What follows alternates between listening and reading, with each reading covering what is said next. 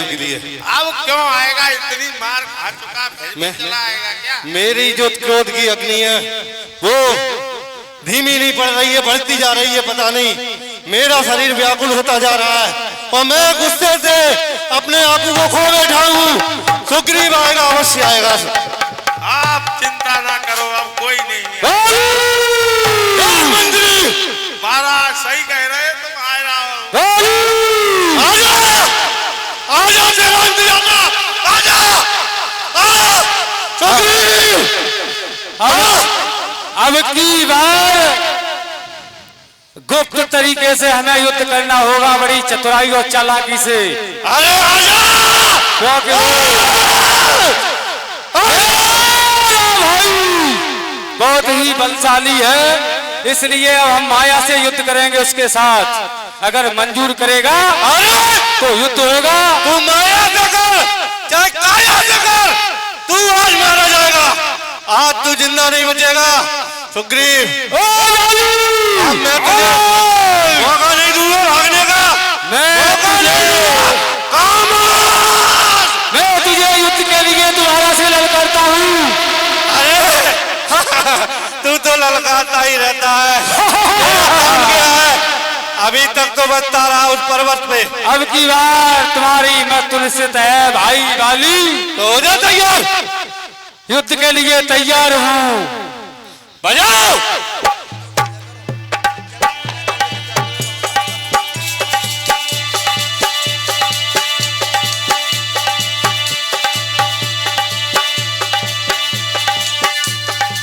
युद्ध हमारे कहने से चालू होगा, हमारे कहने से बंद होगा। मंजूर है? काहे को मंजूर है? हम कहेंगे तैसे हो। नहीं, छोटे भाई की बात माननी चाहिए। तू छोटा भाई नहीं, तू बहुत बड़ा कसाई है। ठीक है, चल तेरी मंजूर करता हूँ सर। माइक दो। युद्ध चालू।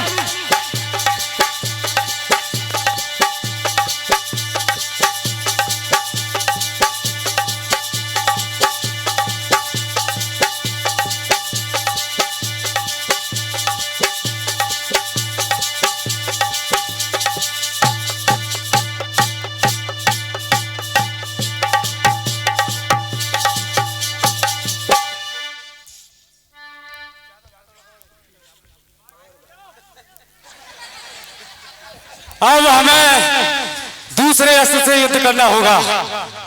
अस्त्र प्रकट हो। अब दूसरे अस्त्र से युद्ध करना होगा।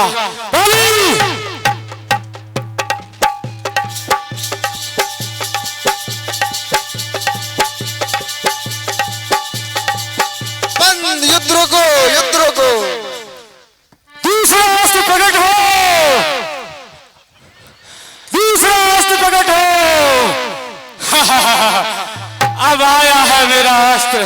देख सुग्रीव, तू अस्त्र है। मेरे साथ युद्ध करते करते कितने शस्त्र बदल चुका और मेरा एक ही शस्त्र। अरे अबे तो देखो कितने प्रकट करता, माया जानता है हम। मायापति हमारे संग तो इन्हें माया जानेंगे।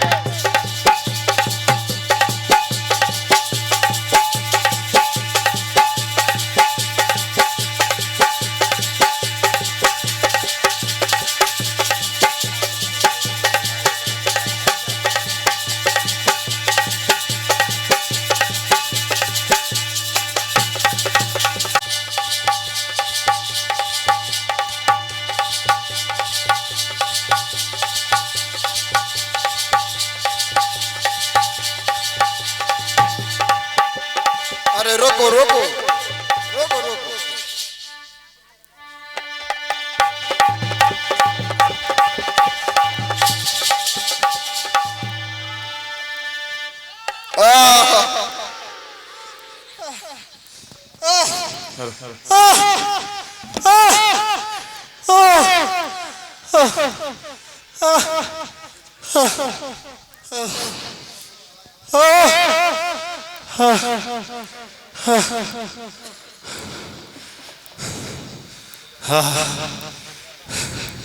कौन है भाई? इन वृक्षों के पीछे छिपकर यह किसका बाण करारा है। उह, दगा दगा, धोखा धोखा, छिप करके किसने मारा है। हे बाली, सुनो मेरी बात ध्यान से।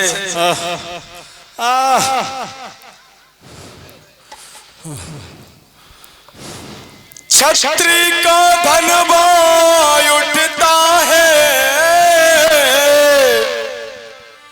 और इन सारे काम के लिए नहीं, जब तक खलदल और संघार न हो,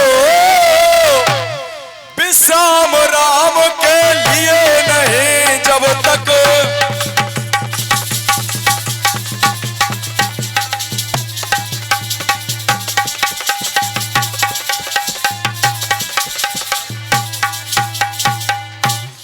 सुन वाली, तूने बर ऐसा मांगा था और प्रत्यक्ष न मारा जाएगा। सभी लोग बैठ जाए भैया। सन्मुख जो लड़ने आएगा, आधा बल तुझ में आएगा। सन्मुख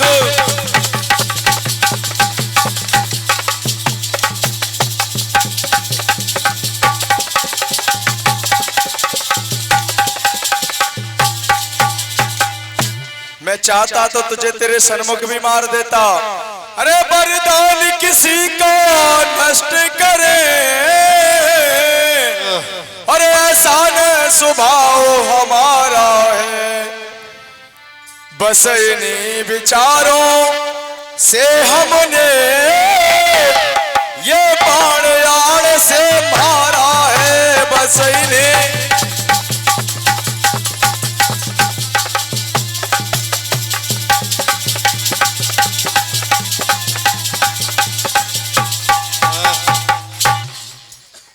पाँच मिनट बैठ जाओ भैया, 5 मिनट बस। आप हैं?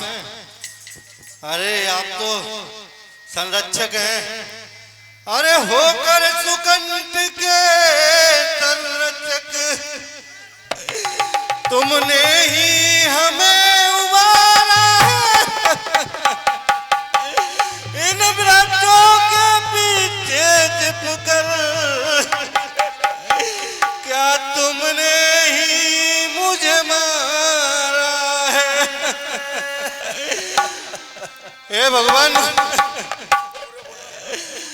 बैरी का चल से बंद करना,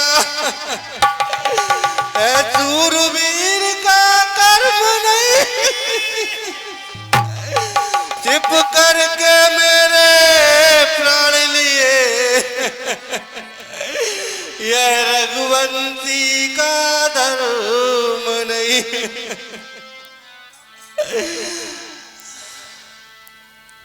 तुम पूछते हो बाली कि मैंने, सुनो बाली, कन्या भगिनी सुत की पत्नी या छोटे भाई की नारी, जो उन्हें कुदृष्टि देखता है, वध के योग्य दुराचारी जो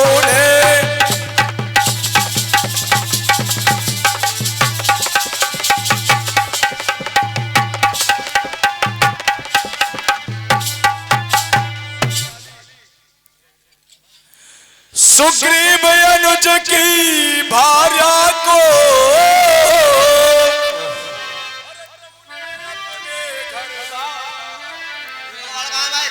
इस कारण हमने बाण मार तुझको समाप्त कर डाला है। इस कारण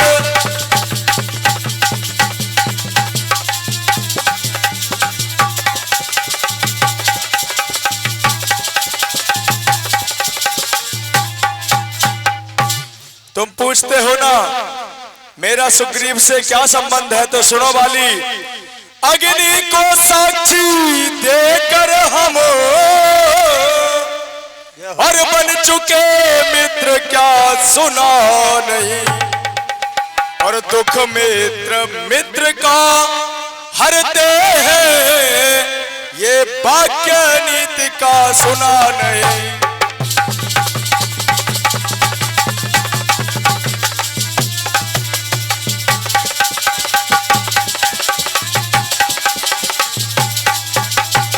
सुग्रीव ने मुझसे वादा किया है कि जो मेरी बिछुड़ी सीता को और मुझसे प्रण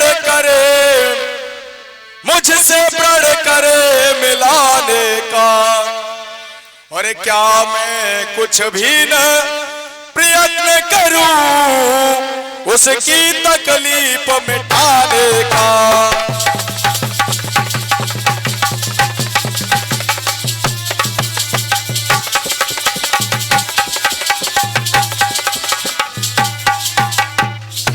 इसलिए वाली मैंने तुम्हें मारा है।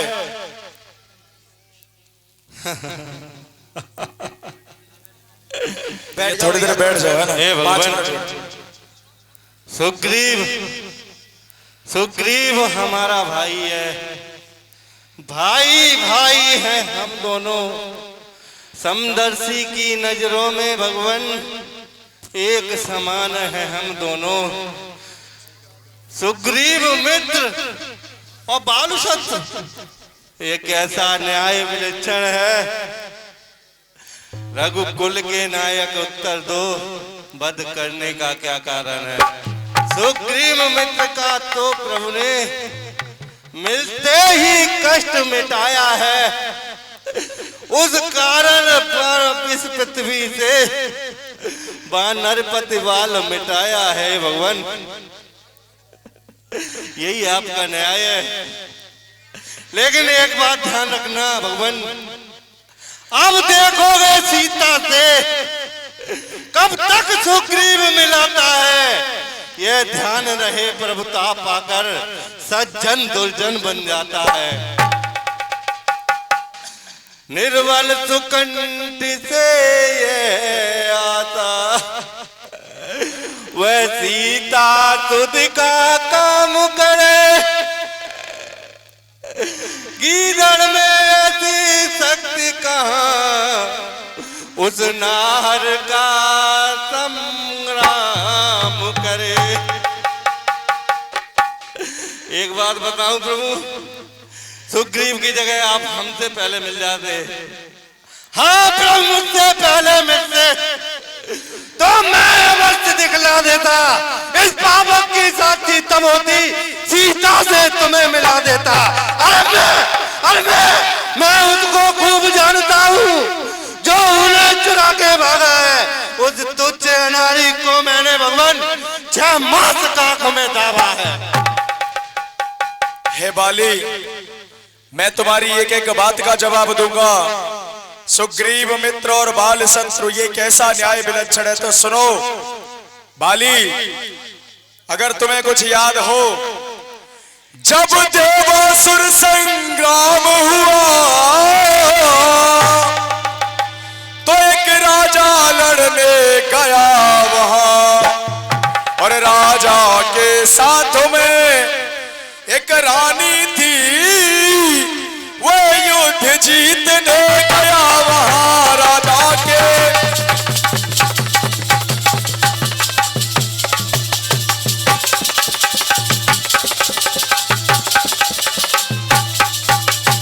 तुमने मेरे साथ भी अपराध किया है बाली, तुम्हें याद नहीं कदा पे मैं तुम्हें याद दिलाता हूं। ध्यान से सुनो, मैं वनवास उस रावण के लिए नहीं आया, तुम्हारे लिए आया हूं। सुनते जाना। वो राजा जब युद्ध जीत के लौटने लगा, जब युद्ध जीत कर लौट रहा तो तूफान ने उसको घेर लिया, और तूफान विशाल हुआ इतना, राजा के रथ को उलट दिया तूफान।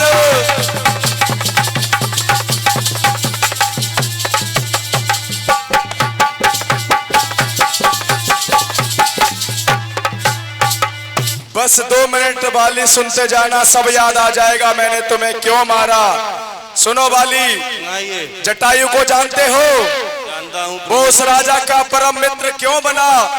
तब एक विशाल पक्षी ने और राजन की मदद करनी चाहिए। रथ और राजा रानी जी को पीठ पे पनाह देनी चाहिए। रथ और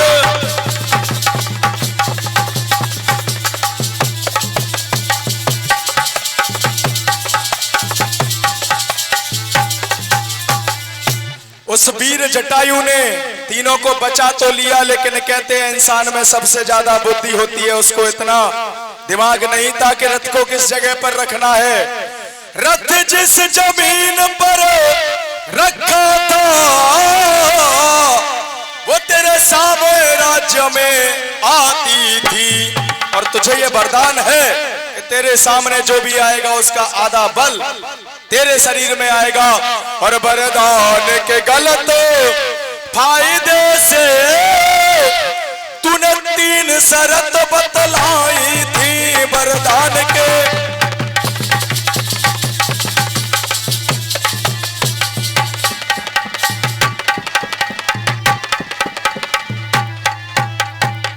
कुछ याद आ रहा है बाली? याद आया है भगवान। पहली शर्त तूने क्या बोली उस राजा से कि पहली रानी दो और दूसरी युद्ध करो। तूने कहा पहली शर्त या तो रानी दे जाओ, दूसरी या तो युद्ध करो, और तीसरा विचार बताता हो। गर युद्ध नहीं कर सकते हो तो एक उपाय बताता हो। गर युद्ध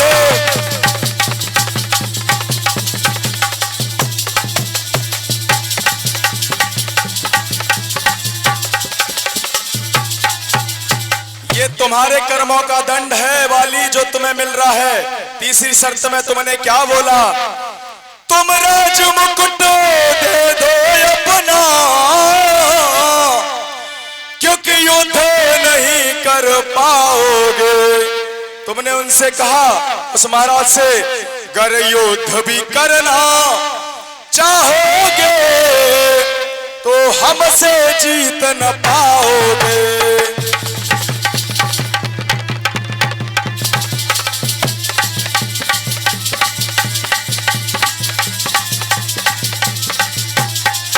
वो अन्यत्र राजा कोई और नहीं, मैं कौन हूं? मैं उसी राजा का बेटा हूं और कहलाता हूं रघुकुल भूषण। रीझी है मुझ पर और सूर्पनखा हारे हैं मुझसे कर दूषण।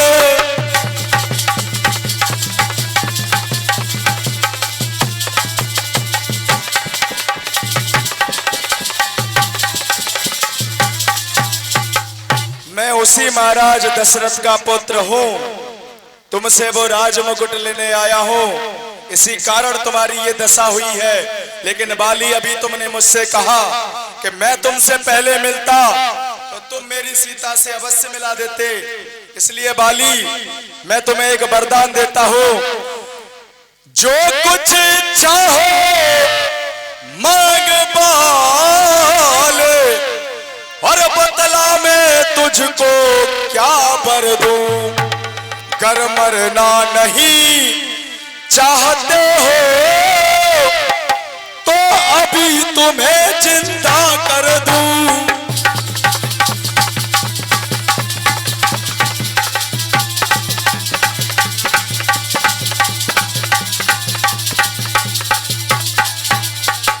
बताओ बाली क्या चाहते हो आप मुझसे?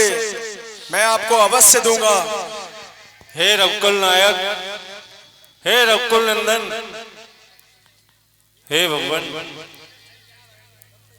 जिसका मोच आपके हाथों हुआ हो वह पुनर्जीवित रहने का कोई प्रयास नहीं करेगा। भगवान मैं धन्य हो गया मैं आपके हाथों से मोक्ष की प्राप्ति हो गई।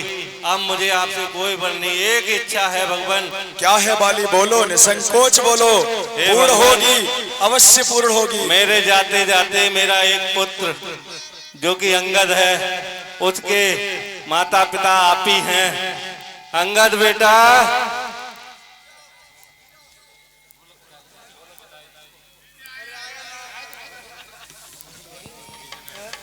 बेटा अंगद कहाँ थे? कहीं नहीं पिताजी। बेटा आज से आपके माता पिता भाई बंधु सभी हमारे प्रभु जी हैं। इनके हर कार्य में आप सर्वप्रथम रहना। और मैं तो अब चला अपने मोक्ष धाम को, आप ही यहाँ देखना। इस अपने बालक अंगद का, ओ इस अपने बालक अंगद का, यह हाथ हाथ में लो भगवन। इस अपने बालक अंगद का, यह हाथ हाथ में लो भगवन। इस अपने बालक अंगद का,